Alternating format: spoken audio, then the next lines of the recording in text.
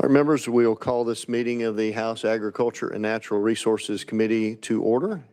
Everyone signed into your station. Clerk, please take the roll.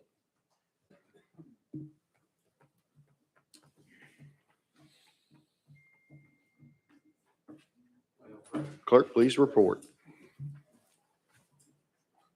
Mr. Chairman, you have 9 members present. You have a quorum. Thank you, ma'am. We have one item on our agenda today, House Bill 2091. Do I hear a motion? Second. We have a motion and a second. Representative Powers, you are recognized, and I do see an amendment, sir.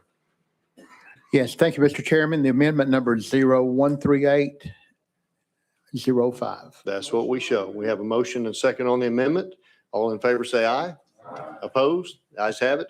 Amendment goes on the bill. You're recognized on the bill as amended, sir.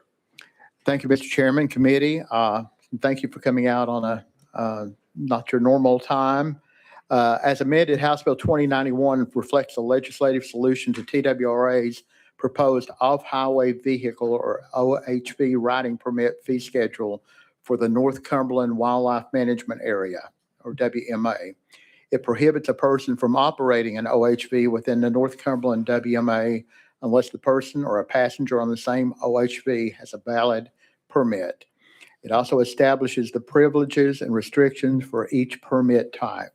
It locks in the rates through July the 1st, 2030, giving TWRA a 4-year window to collect ridership data, operational cost, and determine what is actually required to make the OHV program self-sufficient. And with that, Mr. Chairman, I renew my motion and take any questions. Thanks, sir. Representative Grills. Thank you, Mr. Chairman. And earlier we had a conversation in subcommittee about how the funds were going to be used. Mhm. And I spoke with the representative of TWRA and just want to get this on the record that the funds that are brought in from this will be used for this purpose and this purpose only, and not be used in other instances within the TWRA portfolio. Chairman Powers. Yes, thank you. And that was what I referred to earlier too, to be on the record. It's TCA 70-9-106, and that is what restricts the monies to the North Cumberland Wildlife Management Area. Representative Grills. Thank you. And in that same code there, they recognize the director may use funds collected under this chapter to acquire, purchase, gift, grant, bequest, devise, or lease the fee of any lesser interest in land. So it does give them the opportunity to potentially buy more property, but that's not the intention of this legislation, is to go out and buy more property. It's just to make sure that the Upper Cumberland WMA is operated at full capacity with these dollars. Representative Powers. Right. Yeah, that was the intent of the bill, was just to make sure that the trails are clean and that they are patrolled. And we have some problems up there with a lot of ridership. So we want to make sure that we have enough manpower up there to make sure that those trails are adequately controlled over a period of time. Representative Grills, would you want to go out of session to hear from the agency? I'm at the will of the chairman. Yeah. I think it may be a good idea. Sure. She's here and available. Thank you for being here today. We will go out of session without objection. We're out of session. State your name and who you're with, and feel free to answer questions. Yes, sir. Blair Beatty, Tennessee Wildlife Resources Agency. And Chairman, you're correct. I believe the final part of that statute that you just read into the record was, and may only be used for the purposes of this part. So while I do think that the language of that would allow for an easement or a land purchase, it would only still apply to the off-highway vehicle program in North Cumberland. Representative Grills. At North Cumberland or within the TWRA? Currently, it would only be North Cumberland, as there is only an off-highway vehicle program at that WMA, but presumably if we were to establish a program at a different WMA, we could also use it for the purposes of establishing trail system there. Representative Grills. Okay, thank you. And obviously we want it to be super successful. That I think several of us in these rural districts would love to see something like this happen in our backyards. But anyhow, thank you, Mr. Chairman. Thank you. Any other questions for our guests?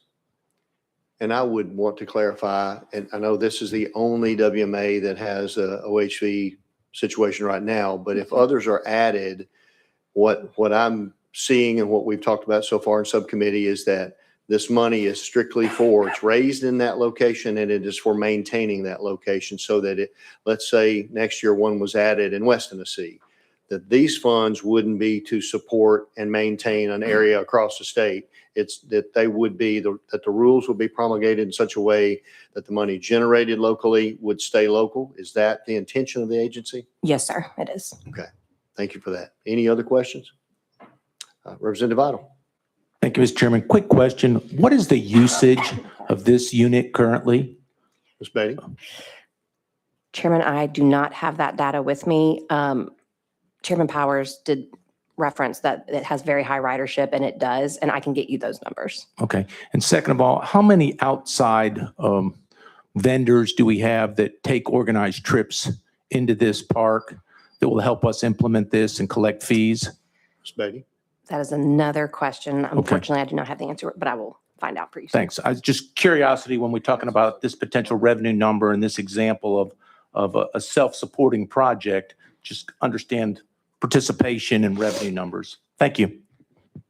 And I don't have the entire fiscal note. I'm sure Representative Powers does. He might be able to answer that when we go back in session, that they have some estimates that I'm sure they came up with this 4.9 million. So any other questions for our guest?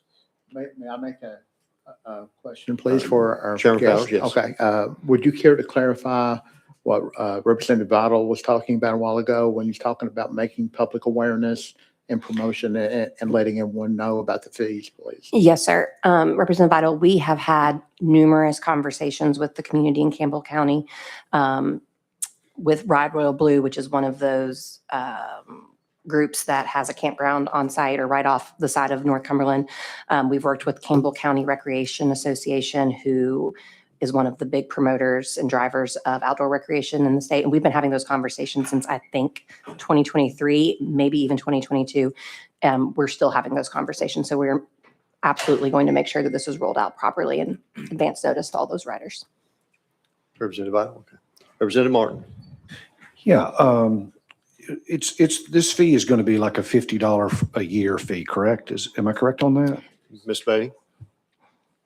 I think it depends. Thank you, Chairman. I think it depends on if you're a resident or non-resident, and if you're purchasing a 1 day, 3 day, 7 day, or annual. What is the annual fee? $50? The annual fee for a resident is $150. For non-residents, it's $300. Okay. For a Representative 1 Martin? day, for a non-resident, it's $50. Apologies, Chairman. Representative Martin? Okay. Any other questions for our guests? Okay. Thank you for being here and being available. Thank you. We'll go back in session without objection.